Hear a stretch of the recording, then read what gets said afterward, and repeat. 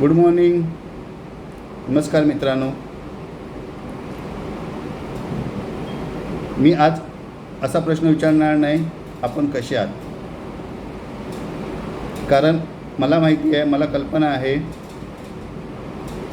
की आज आपण ज्या परिस्थितीतून चाललो आहे प्रत्येकजण त्याच टेन्शनमध्ये आहे की आपले पैसे मिळतील की नाही मिळतील.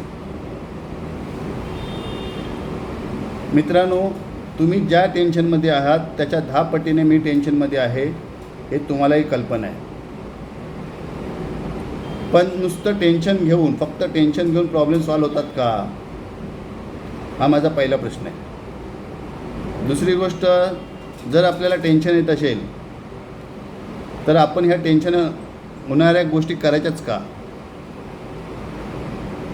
आता त्याच्यामध्ये पण काही लोक खोट काढतील की आता बघा कसा बोलतो आहे. बोलायचा प्रश्न हा आहे की आपण जे काही सुरू केलं, म्हणजे प्रोगेन रेंटल म्हणा किंवा कोणकर स्मार्ट असू दे, जे काही सुरू केलं, ना आपण कोणावर फोर्स केला होता, ना कुठले आपले एजंट फिरत होते घराघरामध्ये. आपल्याकडे आपण एक ऑफिस टाकून बसायचो आणि त्या ऑफिसमध्ये जे काही चालायचं त्याच्या रिझल्टवर लोक यायची. आणि लॉकडाऊनमध्ये आपण जे दिलेत ते जगाच्या पाठीवर कोणीही दिले नाहीत, म्हणून आजपर्यंत आपण सेफ आहोत आणि पुढेही राहणार आहोत. कारण ती फिगर कोणीही गाठू शकणार नाही, ती वाटलेली फिगर कोणीही गाठू शकणार नाही. ही काळ्या दगडावरची रेघ आहे. आता राहिला प्रश्न, आता पुढे काय. जी व्यक्ती सांभाळते, जी व्यक्ती हँडल करते, त्या व्यक्तीला सगळं माहिती असतं काय करायचं पुढे. परंतु काही लोक असतात विघ्न संतोषी, स्पेशली ते नको त्या अफवा, नको त्या रूमर्स पसरवत वातावरण बिघडवायचा प्रयत्न करत असतात. आणि जी व्यक्ती 2008 पासून 2020पर्यंत रेग्युलर, लॉकडाऊनपर्यंत रेग्युलर देते आहे, लॉकडाऊनमध्ये पण देते आहे, ती व्यक्ती पळून जाणार का, ती व्यक्ती फसवणार का, ह्या साध्या साध्या गोष्टी कळायला पाहिजे. काल माझ्या EOWच्या डेटला माझ्या पासपोर्टला अलाव केल्यानंतर निगेटिव्ह ग्रुपवर काय काय मेसेज जायला लागले. ज्या व्यक्तीकडे पैसे होते त्यावेळी तो पळून गेला का, जाऊ शकला असता. आणि जो हात खाली झाल्यानंतर त्याला त्या पासपोर्ट घेऊन काय करणार आहे तो, या साध्या साध्या गोष्टी समजायला पाहिजे. आता ह्याच्या पुढे काय, ह्याच्या पुढे जर आपल्याकडे कोणाकडे सोल्युशन असेल तर आनंदाची गोष्ट आहे. सोल्युशन नसेल तर हे नकारखंटा कशासाठी, हे निगेटिव्हिटी कशासाठी. मुळात आपण जे एकत्र आलो आहोत ते काही होणार नाही म्हणून नाही आलो आहोत. आपण एकत्र आलो आहोत, काहीतरी चांगलं होणार या उद्देशाने आलो आहे. आणि ज्यांचा विश्वास होता त्यांनीच एकत्र केलेलं आहे, त्यांनीच मला उभं केलेलं आहे. आणि त्यांच्या विश्वासाला कुठे तडा जाऊ नये म्हणून वारंवार मी व्हिडिओच्या माध्यमातून समोर येतो आहे. नाहीतर मला आजच्या डेटला कुठेही यायची गरज नाही, कुठेही व्हिडिओ टाकायची गरज नाही, कोणासमोरही यायची गरज नाही आहे. ज्यांना कायदे पंडित आहात, जे कायदे पंडित आहेत त्यांनाही विचारा. आता राहिला प्रश्न आपलं पेमेंटचं काय. पेमेंट मी त्या मागच्या व्हिडिओमध्ये पण सांगितलं, आता पण सांगतो आहे, पेमेंट कोणाचंही कुठे थांबणार नाही आहे. पण हे पेमेंट का थांबलं ते पण समजून घेणं गरजेचं आहे. आपण जे पेमेंट सुरू केलं प्रोगेन रेंटलच्या माध्यमातून, स्क्रिप्टॉनच्या माध्यमातून, ते अकाउंटसुद्धा काही विघ्नसंतोषी माणसांनी फ्रीज केले. त्यामुळे आपल्याला HDPayचा आधार घ्यावा लागला. आपल्याकडे येणाऱ्या इन्व्हेस्टमेंटला डायव्हर्ट केलं गेलं. त्या दिवशी एक लातूरची व्यक्ती आलेली दादरच्या ऑफिसला, अनायसे मी दादरच्या ऑफिसला चुकून होतो तिथे. शेतकरी वर्गाचा होता व्यक्ती ती. त्यांना साधी गोष्ट समजली. ते पण आलेले सुरुवातीला रागानेच. त्यांना मी एक साधी गोष्ट सांगितली.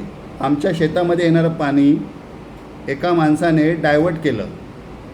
एका माणसाने म्हणायच्या ऐवजी एका 4-5 लोकांच्या व्यक्तिसमूहाने ते डायव्हर्ट केलं आणि स्वतःच्या शेतामध्ये नेलं किंवा दुसऱ्याच्या शेतामध्ये घेऊन गेले. आता आमची शेती सुकणार की नाही सुकणार, त्यांना ते पटलं आणि त्याच्यानंतर ते परत गेले. मला प्रत्येकाला हेच सांगायचं आहे की आतापर्यंत मी घसा फोडून हेच सांगायचा प्रयत्न करतो आहे आणि हेच सांगायचा प्रयत्न करतो आहे की आपल्याकडे येणारे फ्लो, आपल्याकडे येणारी इन्व्हेस्टमेंट थांबवल्यामुळे सगळ्या मुंबई बाजारावर इफेक्ट पडला, प्रोगेनवर इफेक्ट पडला, कोणकर स्मार्टवर इफेक्ट पडला, सगळ्यांवर इफेक्ट पडला आणि साहजिकच तुमच्यावर पण इफेक्ट पडला. आणि एवढं सगळं होऊनसुद्धा पुन्हा कोणी सुधारत नाही आहेत.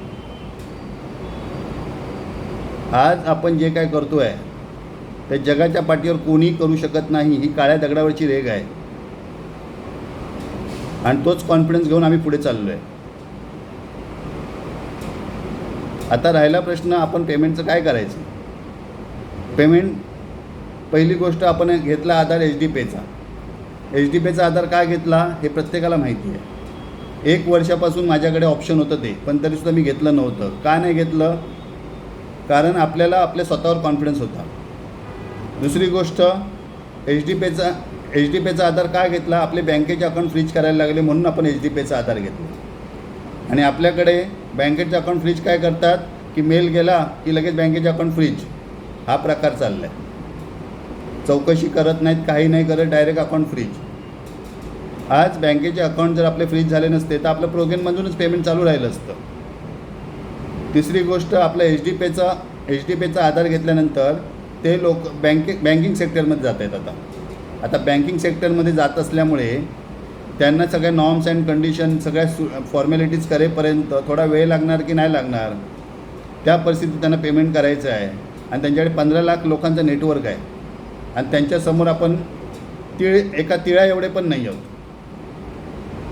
अशा परिस्थितीमध्ये आपण उगाच पॅनिक होण्यात काय अर्थ आहे का? आणि पॅनिक होऊन आपण काय साध्य करणार आहोत? आज आपण सर्वात महत्त्वाची गोष्ट, एकत्र आहोत आणि एकत्रपणाची ताकद आपण कायम ठेवणं हे गरजेचं आहे आणि ही चांगल्या गोष्टीसाठी ठेवणं गरजेचं आहे. हे सर्वात महत्त्वाची अंडरलाईन करून सांगतो. आपल्याला एक लक्षात घ्या, मी पुन्हा सांगतो. आज महाराष्ट्रामध्ये काही लोक आता बोलतील तुम्हाला मराठी लोकांनी सपोर्ट केला. मान्य आहे, मला मराठी लोकांनी सपोर्ट केला, पण ज्या गोष्टी आपल्या चुकीच्या आहेत त्या चुकीच्या आहेत. जेव्हा मराठी माणूस इथे राहतो महाराष्ट्रामध्ये आणि त्याचे किती व्यवसाय आहेत, किती जणांचे व्यवसाय आहेत, का नाही आहे ते व्यवसाय? कारण एक साधी गोष्ट आहे, आपल्याकडे एखाद्या मराठी माणसाने वडापावची गाडी टाकली तर त्याच्या बाजूला अजून 10 जण वडापावच्या गाड्या टाकतील. बाहेरची लोक येतात, त्यांच्यामध्ये सुद्धा वडापाव, एखाद्याने एखादा बिझनेस टाकला तर त्याच्या बाजूला पण 10 दुकानं टाकली जातात, नाही असं नाही. पण त्यांची व्यवसाय करण्याची पद्धत आणि आपली व्यवसाय करण्याची पद्धत काय असते? आपण 50 रुपयाचा समजा वडापाव विकत असेल तर दुसरा 40 रुपयाला विकतो. त्यांच्याकडे काय होतं, तुम्ही कधी ऑब्झर्व केलं आहे का? त्यांच्याकडे सगळ्यांकडे रेट एकच असतो. दुसरी गोष्ट महत्त्वाची, ते एकमेकांचं सामान संपलं तर एकमेकांना मदत करतात आणि ते 10च्या 10 जे लावलेले असतात ना दुकानं त्यांची, ते त्यांचेच भावबंद असतात. म्हणजे कुठेही जरी गेले तरी कुठल्याही जरी दुकानामध्ये गेला तरी पैसा त्यांच्याचकडे येणार आहे, त्यांच्याच कम्युनिटीकडे, त्यांच्याच माणसांकडे येणार आहे. हे ज्याला समजलं त्यांनी मला सपोर्ट केला. आपल्याकडे काय झालं, प्रशांत नांगणे 5% देतो आहे तर अमुक ठिकाणी 10% मिळतात, आपण तिकडे जाऊया. प्रशांत नांगणे 5% देतो आहे, मग आपण प्रशांत नांगणे रेंटलचा बिझनेस करतो आहे, मग आपण औषधं विकूया. प्रशांत नांगणेने आपल्याला काय मदत केली आणि कोणत्या परिस्थितीतून बाहेर काढलं ह्याची जाणीव नाही अशा माणसांना. आणि अशा माणसांनी आपल्या ऑफिसची वाट लावली आणि ऑफिसमध्ये घाण केली. मला नाईलाज म्हणून बोलावं लागतं आहे. आणि हे किती वेळा गप्प बसू मी? आज ज्यांनी माझ्यावर विश्वास ठेवला आहे ते अंधारात चाचपडू नयेत म्हणून हा व्हिडिओ बनवते. नाहीतर मला स्वतःला आता व्हिडिओ बनवण्यामध्ये इंटरेस्ट नाही आहे, काही सांगण्यामध्ये इंटरेस्ट नाही आहे. आणि हा माझा व्हिडिओ शेवटचा असेल, पुन्हा मी येत नाही आहे समोर. मला जर तुमच्याकडनं चांगला रिस्पॉन्स नाही मिळाला तर प्रशांत नांगणेला विसरून जा, मी स्पष्ट सांगतो.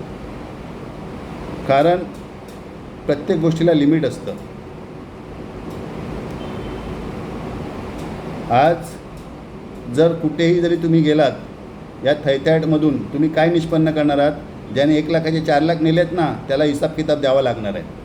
त्याला त्याचे वरचे 3 लाख परत करावे लागणार आहेत, प्रशांत नांगणेच्या कुठल्याही स्कीममध्ये टाकलेले असतील तरी. त्या भ्रमात राहू नका की बाबा मला कोण विचारणार नाही. त्यामुळे कृपा करून शांतता राखा आणि शांततेने काम करा आणि शांततेने काम करू द्या. राहिला प्रश्न, आता आपण जे काय करणार आहोत त्याच्याबद्दल मी सांगतो आहे. त्याच्यामध्ये 5% आपण का घेतो आहे, हे प्रशांत नांगणेसाठी 5% नाही घेत आहेत, हे पहिली गोष्ट लक्षात घ्या. हे 5% का घेतो आहे आपण आणि प्रत्येक वेळी आपण नवीन नवीन स्कीम का काढतो आहे, कारण आपल्याला अडथळे जसे येतात तशा पद्धतीने आपण काम करतो आहे. दुसरी गोष्ट महत्त्वाची, आपला बिझनेस हा रेंटलचा बिझनेस आहे. रेंटलच्या बिझनेसमध्ये आज मी लॅपटॉप जर रेंटवर देणार असेल त्याचे नॉर्म्स अँड कंडिशन वेगळे असतील. एखादी मी कार जर रेंटवर देणार असेल तर त्याचे नॉर्म्स अँड कंडिशन वेगळे असतील. एखादं फर्निचर मी रेंटवर देणार असेल तर त्याचे नॉर्म्स अँड कंडिशन वेगळे असतील. प्रत्येक गोष्टीचे रेंटलच्या बिझनेसमध्ये प्रत्येकाचे स्कीम, प्रत्येकाचे नॉर्म्स वेगवेगळे असतील. हे साधी गोष्ट प्रत्येकाला समजायला पाहिजे. त्यामुळे याचा आणि तुमचा अगोदरच्या गोष्टींशी कम्पेअर करू नका. राहिला प्रश्न, आता आपण हे फ्लॉटसाठी कडक उन्हामध्ये पालघरमध्ये आपण फिरत होतो, किती घामाघूम होतो तुम्ही बघितलं असेल. काय गरज होती मला, कारण मला एकच उद्देश आहे की आपल्याला कुठेही लिगली कधीच अडकायचं नाही आहे आणि ऑफिशियली आपल्याला पेमेंट रिटर्न द्यायचं आहे. त्याच्यासाठी हे सगळे खटाटोप चालू आहेत. आज मी सुद्धा टर्मिनल घेऊन घरात बसून काम करू शकतो, नाही असं नाही आहे, पण त्यातून निष्पन्न काय होणार, कोणतरी पुन्हा काढी करणार. कशासाठी ते रिसॉर्टचा आपला जो कॉन्सेप्ट आहे तो जगाच्या पाठीवर कुठेच नाही आहे. लाईफ टाईम इन्कम आहे त्याच्यामध्ये. म्हणूनच आपण त्याचं कॉम्बिनेशन करून आपण एक प्रोडक्ट आणलेलं आहे ज्याच्या माध्यमातून आपण 5% घेतो आणि हे 5% प्रशांत नांगणेला देत नाही आहे, ते पहिल्यांदा डोक्यात घ्या. आज जर तुम्ही माझ्याकडनं हाऊसिंगचा फ्लॅट बुक केलात तर मी तुम्हाला पैसे का देतो आहे, याचं उत्तर आहे का तुमच्याकडे? त्याच्यासाठी तुम्हाला माझ्याकडे रिसॉर्टची मेंबरशिप घेणं गरजेचं आहे आणि ती रिसॉर्टची मेंबरशिप 5% देऊन तुम्हाला घ्यायची आहे. समजा एखाद्याने ₹1,00,000 भरलेत 5% म्हणून, तर त्याला सिल्वर मेंबरशिप मिळणार आहे. एखाद्याने ₹5,00,000 भरलेत तर त्याला त्याप्रमाणे मेंबरशिप घेता येणार आहे. एखाद्याने 25,00,000 भरले तर त्याला त्या हिशोबाने मेंबरशिप मिळणार आहे आणि त्या मेंबरशिपमधून जे रिटर्न्स मिळतील त्यातून तुमचा EMI क्लिअर होईल. ही पहिली गोष्ट लक्षात घ्या. आज जर तुम्ही फ्लॅट घेतलात आणि त्या फ्लॅटवर तुम्हाला लोन करून घेतलं, त्याचा EMI मी का देऊ, कशासाठी देऊ, तुमचा माझा संबंध काय, हे लक्षात घ्या. त्यामुळे ह्या प्रोडक्टमधून, ह्या रिसॉर्टच्या इन्कममधून तुम्हाला रिटर्न्स मिळतील आणि त्या रिटर्न्समधून तुमचा EMI तुमचा क्लिअर होईल. आणि हे फ्लॅटचं टार्गेट कशासाठी, की तुम्हाला सिक्युरिटी म्हणून फ्लॅट देतो आहे आपण. तुम्हाला जर वाटलं 2 वर्षांनी 3 वर्षांनी तुमची प्रिन्सिपल कवर झाल्यानंतर तुम्हाला वाटलं की मला फ्लॅट विकायचा आहे, तर तुम्ही तो विकू शकता. आणि सर्वात महत्त्वाची गोष्ट, काही लोक जे बोलत आहेत त्यांनी EMI बंद केले तर काय करायचं.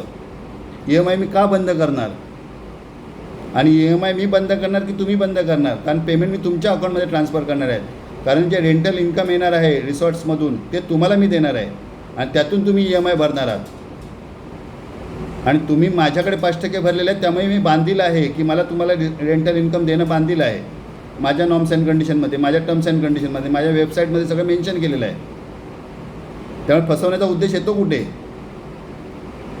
आणि फसवण्यासाठी मला कितीतरी कारणं होती अगोदरपासून, आता कशाला करू मी.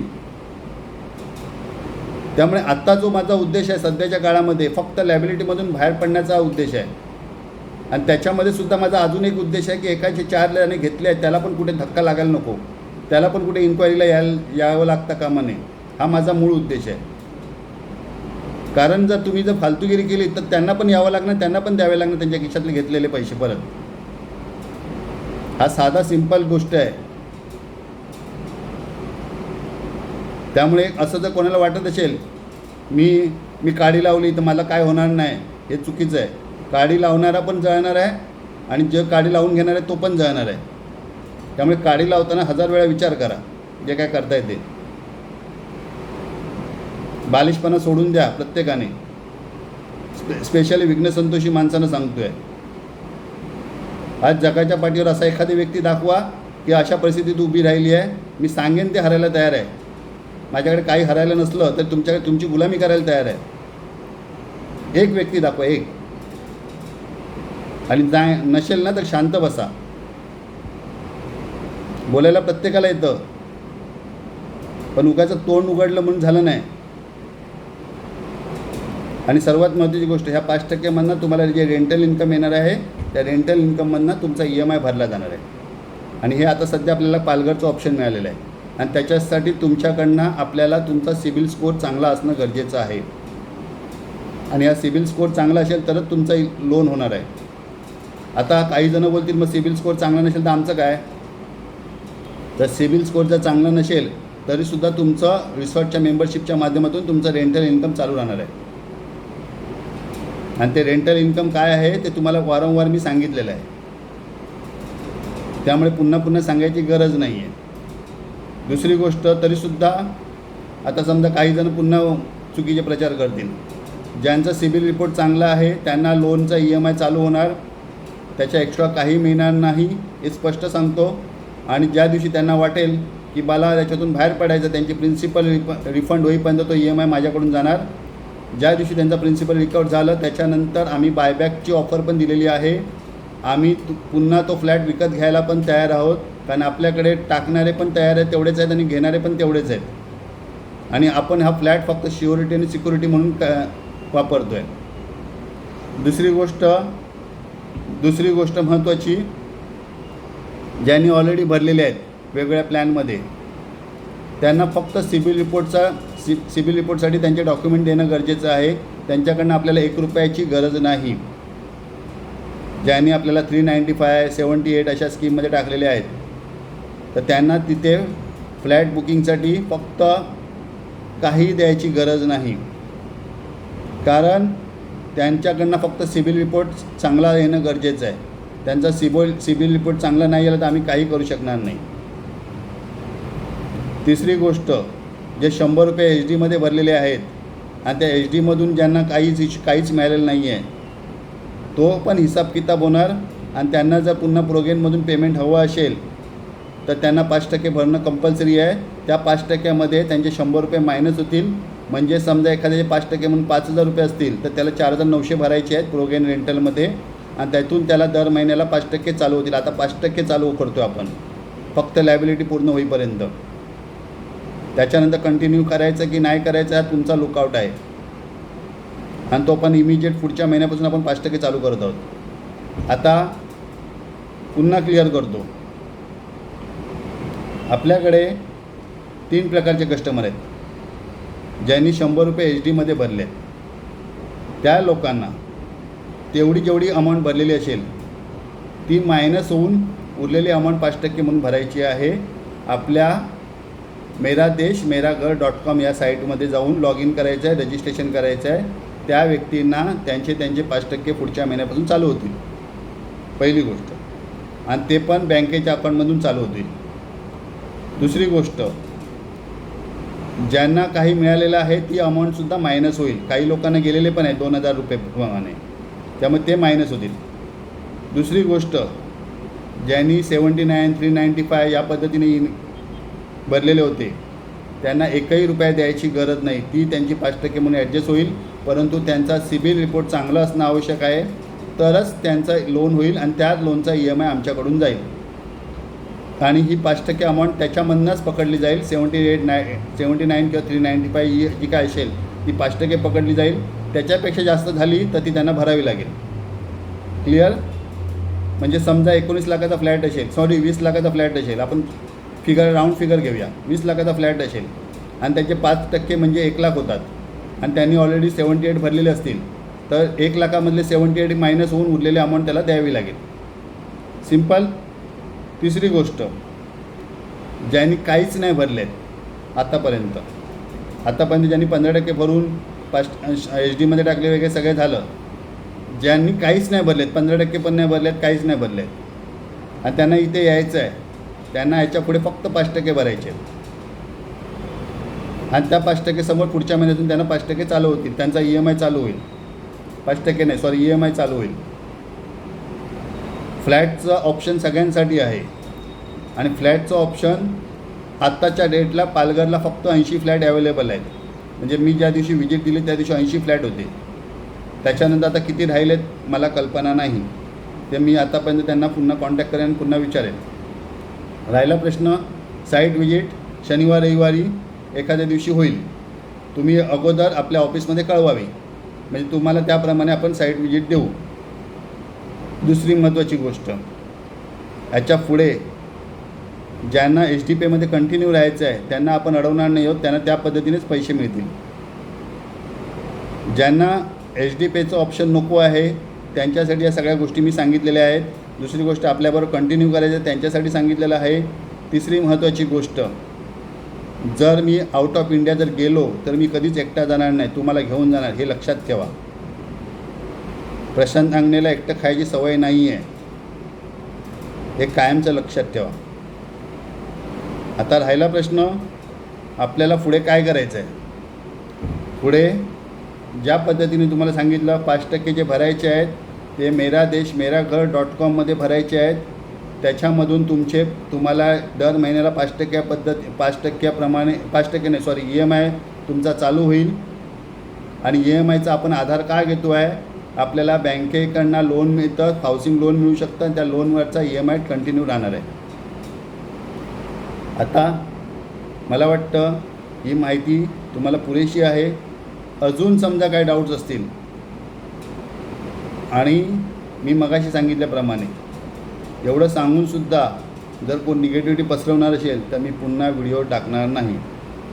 आणि जर तुम्ही मला छान रिस्पॉन्स दिलात तर मी वारंवार समोर येईन. धन्यवाद.